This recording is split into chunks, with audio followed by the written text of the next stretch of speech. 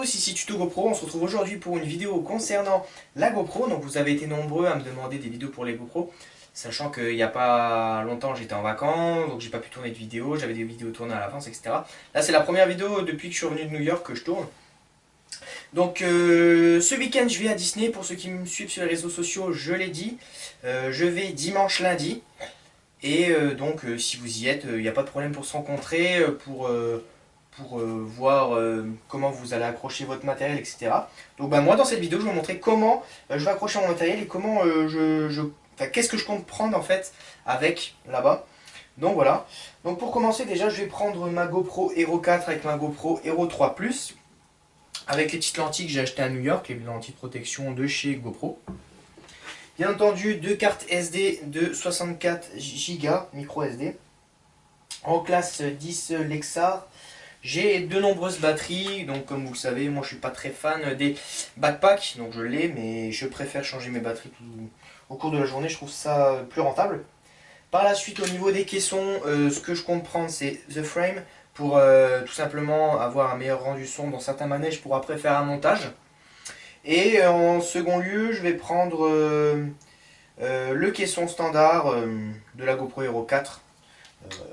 Ensuite, comme vous le savez tous, mon coup de cœur de l'année 2014, ma Feiyu G3 Ultra. Donc j'aurai peut-être pour vous bientôt une G4 Ultra. Donc voilà. Ici, on a une petite fixation pour le poignet, donc ça se met au poignet au cas où si vous voulez vous filmer. Donc sachant que dans les manèges, j'accepte pas toujours de laisser filmer. Donc pour cela, ce que je prévois de faire, c'est de mettre tout simplement comme j'avais fait la première fois que j'avais été. Je mets ceci, je mets un petit gilet par au-dessus. Ouais, donc maintenant ça va être un petit tuto vêtements. Donc je mets un petit gilet par au-dessus. Je le ferme, j'active ma GoPro avant de monter dans le manège, je monte dans le manège, dès que le manège il avance un petit peu, parce qu'il y a toujours une petite, je veux dire il y a au moins, je sais pas, peut-être 15 secondes avant que le manège commence vraiment. J'ouvre là mon petit gilet et ensuite j'active la GoPro tout simplement, je l'éteins avant d'arriver, je remonte comme ça, il n'y a pas de souci. Donc voilà, après dans certains manèges il laisse, mais bon, je préfère quand même avoir une certaine sécurité pour mes vidéos. Par la suite j'ai le harnais frontal, que je vais peut-être coupler avec ceci pour voir les visages justement quand on sera dans les manèges, parce que oui je vais avec ma copine, pour ceux qui ne savent pas. Je vais voir ce que ça rend avec. Ensuite il y a toutes les fixations classiques, donc les bras, les articulations, cette fixation qui va sur le harnais.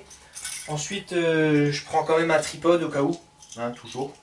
Et je prends bien entendu une petite perche, enfin plutôt une grande perche, au cas où, mais vraiment c'est au cas où, sinon parce que j'ai le tripode et j'ai l'autre qui va me suffire. Et pour tout ce qui est du rangement, je vous avais présenté la fois là le roll bar de chez la caméra embarquée. Alors pourquoi je le prends là maintenant? Parce que au moins c'est rapide à déplier. Pourquoi je prends pas ma XP POV Case?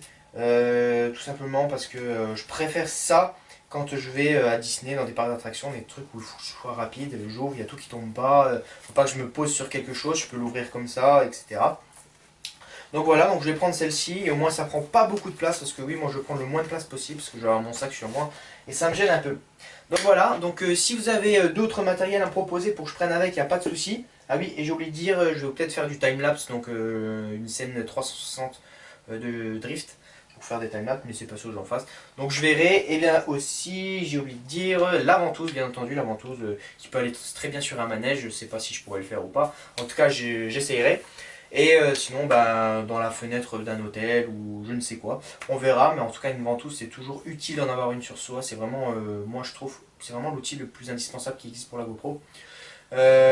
Ensuite, qu'est-ce que je voulais dire aussi? J'ai bientôt un nouveau logiciel à vous proposer. C'est un logiciel d'une marque allemande.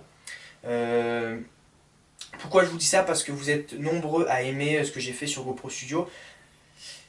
Petit bémol juste, c'est que ce logiciel est un tout petit peu payant, mais vraiment quand je vous dis un petit peu, c'est une cinquantaine d'euros. Donc c'est un logiciel allemand comme je disais, et vous allez pouvoir faire des montages beaucoup plus poussés pour la GoPro, et c'est vraiment quelque chose qui est exclusivement fait pour la GoPro. Vous pouvez mettre aussi, en fait c'est fait pour les caméras embarquées, vous pouvez mettre aussi des PNJ cam, les SJ 5000, 4000, etc. Vous pouvez mettre toutes sortes de caméras, et en fait c'est vraiment optimisé pour les caméras de sport.